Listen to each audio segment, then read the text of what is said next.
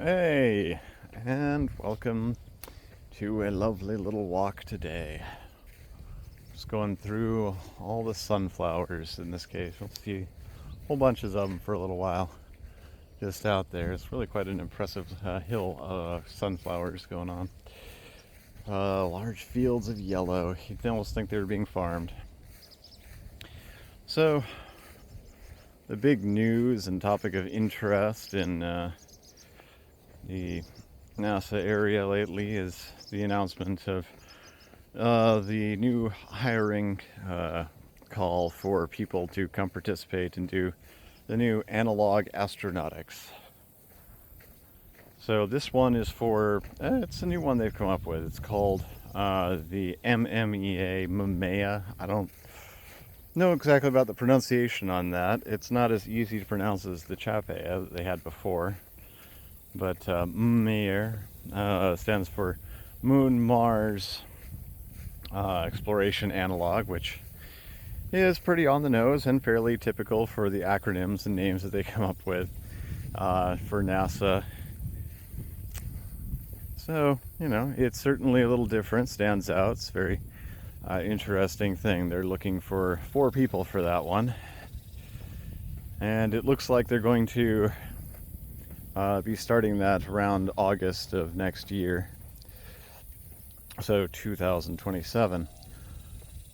And it's going to be a full year-long event. They're going to put those 4 people in and basically have them living life in there on a full year-long mission to a simulated Mars. Basically, they're going to have 3 months heading out, 6 months on site, and 3 months back, or something along those lines, where they're going to balance it out such that they can look at how everybody deals with the whole different segments. They've done it in pieces before. They've done multiple missions where they were just simulating traveling. They've done a couple of year-long missions where they have had the people already on site living in a habitat, but they haven't done the entire out and return missions before, which is part of what this is supposed to really add to the entire situation. Make it something novel and valuable to NASA to build upon and increase all of our knowledge and, of course, preparation for actually doing this. I mean, that is the entire point of all these analogs. All of their different features allow us to learn more about how people interact and deal with these environments, how the technology that we've come up with works without having to take it to space, whether or not all of their different mitigations and plans work quite as well as thought.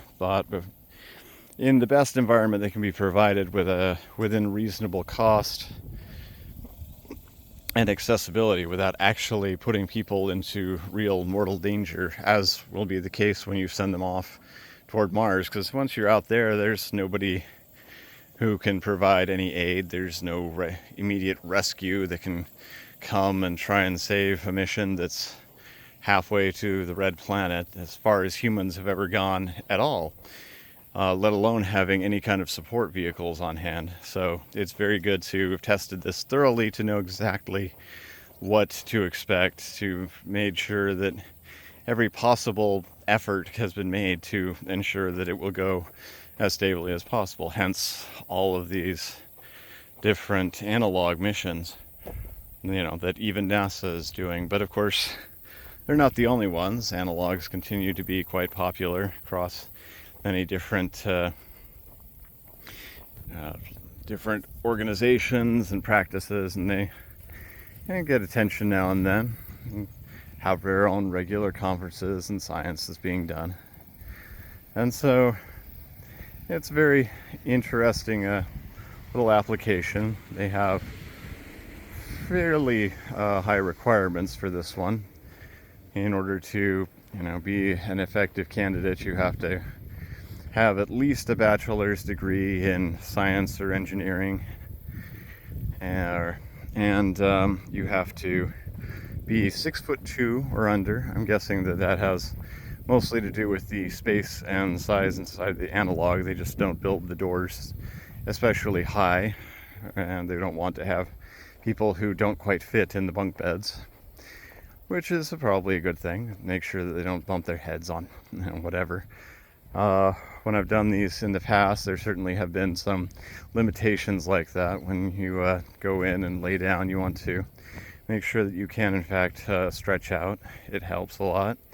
And fitting in the spacesuits actually can be a bit of a trick with that if you have somebody who's a little too large, depending on the design. It'll be really interesting to see what they decide to go with. As far as the spacesuits, I haven't seen anything on that yet, but that sort of thing will tend to be much more prevalent, and you'll get announcements and information on that as things get further along. They won't have actually selected the crew for a little while yet. So some of the more interesting aspects of this particular mission, because they're doing it as a transit mission, they're using essentially 2 different analog sets. They're repurposing what was previously known as the Hera, which is the little big round module as a transit vehicle, about 650 square feet. It's got multiple tiers. You go up and down a ladder to get to different parts of it. And it has modules that look like they're part of the International Space Station. And it has been in use for some time, actually. The Hera has been quite a successful little project and has done a lot of analogs going through there, but most of them have been short. The majority in the 2-week to 6-week ranges, depending on what they were testing at a particular time. So this will be definitely a longer application for it, and they'll be having people kept pretty busy and for extended periods.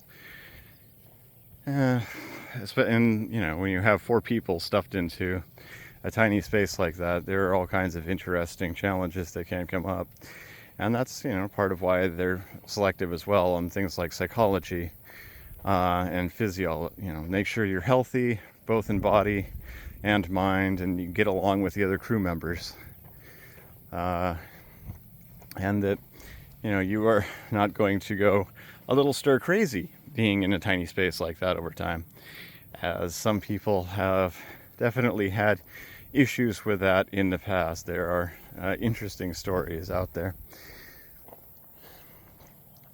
So yeah, they're going to start there, and then once they have reached the planet and gone through all their procedures and managed to solve whatever challenges are thrown at them and emergencies are created, and dealt with the weird packaged food and everything else, then they move on to the slightly larger actual MMEA habitat, MMEA. And that was going to be a little bit more stable little research facility they can hang out in. They can actually do spacewalks out on the sandy surface, it looks like. They've got some sand things out there.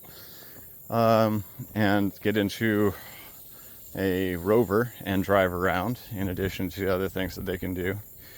Fly robots around. They've actually got a little robot desk section. It's interesting to look at and see, where they can manage, I guess, the various unmanned rovers and vehicles that they're going to have, which makes perfect sense. I mean, you want to have plenty of those available to go out and do work with quite effectively and quickly, and reduce human risk where possible for many of their walks on the surface.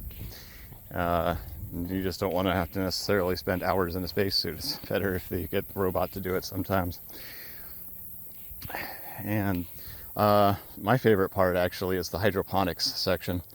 They have these beautiful rows and racks where you're basically just doing indoor farming the whole time. They're going to be their only source of fresh vegetables and other produce that can be grown. And you can actually produce a surprising amount. Even when I was, working on this in the past, they didn't plan on it, but I just kind of started farming. In the corner, grew everything that you could from basically the seeds that were in the food supply. We had some corn and beans and things. but with a full year, you could actually take those to fruition and produce a lot more than just the nice lettuces and salads that you could get in a shorter run like we had. So that's going to be really nice, and especially on those long missions, just having a little bit of greenery, a little bit of nature and life to go hang out in can be really valuable for the mental space. It's nice to even just take a chair in there and breathe the fresh stuff, take a book in, or just appreciate while you're actually doing the gardening or whatever other work. You can even take your projects, your writing, whatever, and just appreciate the greenery. Very nice way to make additional use of the greenhouse, essentially.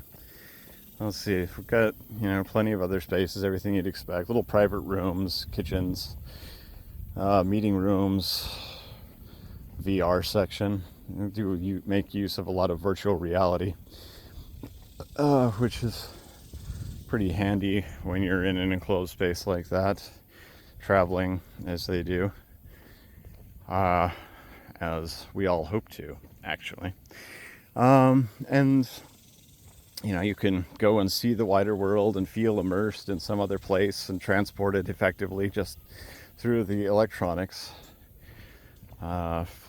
So it kind of plays both ways in a simulation like this, because then you can simulate a lot more of other things that wouldn't exist, as well as allowing them kind of to reach out and simulate it, go for a walk through the woods on Earth while traveling to Mars is really a nice feature. So yeah, I'm going to do that for the midpoint, and go and learn all we can about doing experiments on Mars and take the challenges, do the science, all while being studied themselves as part of the bigger science project, and monitor to probably get, have things to give feedback. In some of the previous experiments, they've actually had blood work. So you actually have regular draws, just, kind of to see where their physiology is at and how much stress they're taking and how it's affecting different parts of their bodies. And of course, they have plenty of ways to assess the mind as well. You can sit there taking a variety of tests or even playing games sometimes, depending on how that goes. Driving the rover is going to be a blast, I'm sure. That's going to be quite entertaining to just push that thing around and see how it goes. Actually, the one most interesting thing about this rover is actually that they have a multi-day option. You can lay down and sleep in it for a couple of 2 to 3 days is what they were saying, but they may even have longer ones going. So we get to see them taking the concept from The Martian and really running with it there. Then, of course, they'll be coming back, so they'll head back to the former Hera sim and repeat everything going the other direction. And if all goes well, everybody should arrive happy and safe 366 days after mission start, having completed a historic little trip to the Red Planet, at least for a completely unique and novel study that will set a precedent, hopefully, for more such to follow as we begin to really step it up and move toward trying to actually go to the Red Planet in reality with real people and all the technology having been vetted by these people, these great analog astronauts who are willing to set a year aside to basically put themselves into these tiny spaces and get tested and learn and test all these amazing things that we need to know. So, kudos to everybody who's applying, and it's going to be really interesting to see how this thing progresses. So that's all for today. Maybe we'll talk about this again as we get more information, as we get closer to the date when they're actually going to launch it. So, ta-ta for now, and I will see you out there on the path.